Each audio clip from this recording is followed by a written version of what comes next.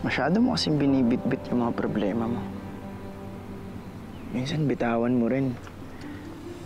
At namnamin mo yung regalo sa'yo ng mundo. Ano iniisip mo? Na kapag ganito kaganda ang nature at ganito kapayapa, imposibleng walang Diyos. Nabuhayan ulit ako ng pag-asa. Gaya nga ng laging sinasabi ni tatay. Kapag may buhay, may pag-asa.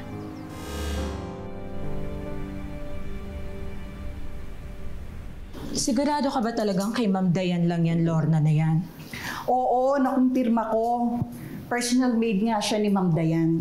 Kasi sabi ni Hope, alam mo, isa pa yan eh. Ano ba talagang papel yan dito?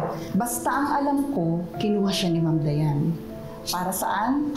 Huwag na tayong makialam doon. Oh, ilan mo to? Ang aga-aga. Chismis ang almusal. Nag-uusap lang kami. Anong pinag-uusapan? Ako? Praning lang? Ano, guilty ka? Eh, bakit naman ako magigilty? Wala naman akong ginagawang masama. Siguraduhin mo lang. Maaaring paborito ni Ma'am Dayan si Hope. Pero hindi ikaw. Oras lang na may makita akong mali sa'yo, hindi ako matatakot na magsumbong kay Ma'am. Eh di subukan mo.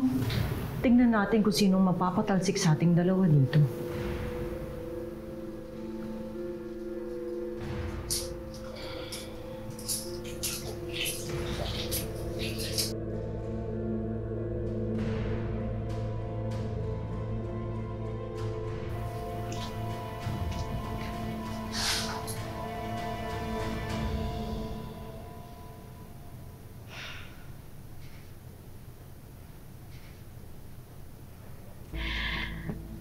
Diba high school lang yung natapos mo? O ayan o, kinuhaan kita ng iba't ibang application forms for your college. Ma'am, nakapagtapos naman na po ako ng high school. At saka, nagtatrabaho naman na po ako dito. Baka, hindi ko na po kailangan mag-college. Pero, di ba ang sabi mo sa akin, pangarap mo makapagtapos dahil gusto mo maging teacher? Hindi ko naman po nakakalimutan yung pangarap ko. Ano yan? Pangarap ko po maging teacher. Dahil yung mga teacher, sila po yung instrumento para maabot yung pangarap ng mga estudyante nila.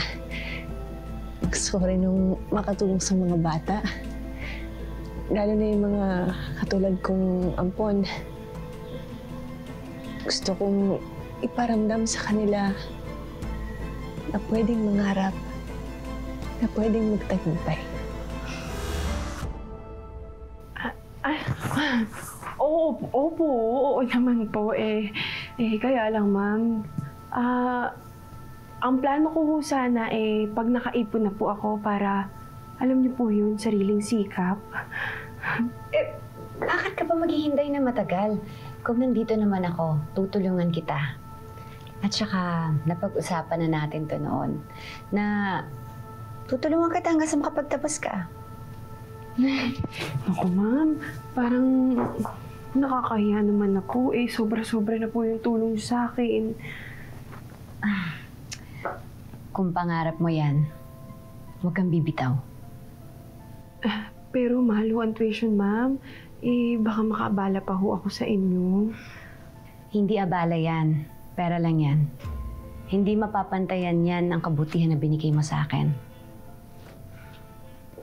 Kung pangarap mo makapagtapos, pangarap kong maibigay sa'yo lahat at masuklian lahat ng kabutihan mo sa akin. Binigyan mo ako ng bagong sigla, ng bagong buhay. At kahit di tayo magkadugo, tinuturing kitang para kong anak. Salamat po, ma'am. Salamat, Ma'am Dayan.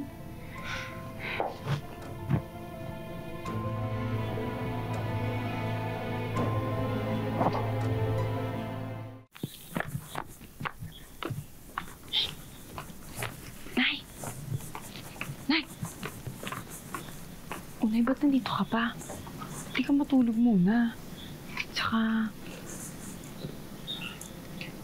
doon ka na lang kaya muna sa baba. Eh, baka mamaya kung ano-ano namang isipin ng mga yun. Wala. Lahat sila anti-Lorna dahil sa susulerang Nancy na yon. Eh, mabuti na rin yun. At least ako lang mag-isa dun sa kwarto. Ay, oo nga pala. Ilang linggo nang nasa iyo yung application form para dun sa college, ha? Bakit hindi mo pa fini-fill upan? Kasi naman, Nay, back to school. Alam mo naman wala akong kahilig-hilig sa pag-aaral eh. Eh, yun na kasi yung nasabi ni Hope dati kay Mang Dayan. Kaya, galingan mo na lang. Uy, huwag yung puro lagpak kaya ng dati, ha? Pag-usayan mo. Eh, paano yun? Unang tanong pa nga lang, di ko na alam kung ano sasagot ko eh. Ano? Yung pangalan. O ano isasagot ko, Nay? Carnation o Hope? Oh. Ano ka ba? Siyempre, Hope ang ilalagay mo doon. O, tapos, ano mga papeles gagamitin natin? Yung kay Hope? Oh. Eh, ako nang bahala doon. Gagawa ko na lang ng paraan yun. Tapos ano? Pag ginalingan ko at nakatapos ako, si Hope ang gagraduate? Ayoko. Unfair yun. Carnation, ano ba? Pwede ba tsaka na lang natin intindihin yung mga bagay-bagay na yan kapag nandyan na? Ang importante ngayon, ma-impress mo si Ma'am Dayan. Aba, malay mo. Kapag nakita niya na matalino ka, eh, bigyan ka na ng mataas na posisyon sa isa sa mga kumpanya niya. Ay, di po ang kakal.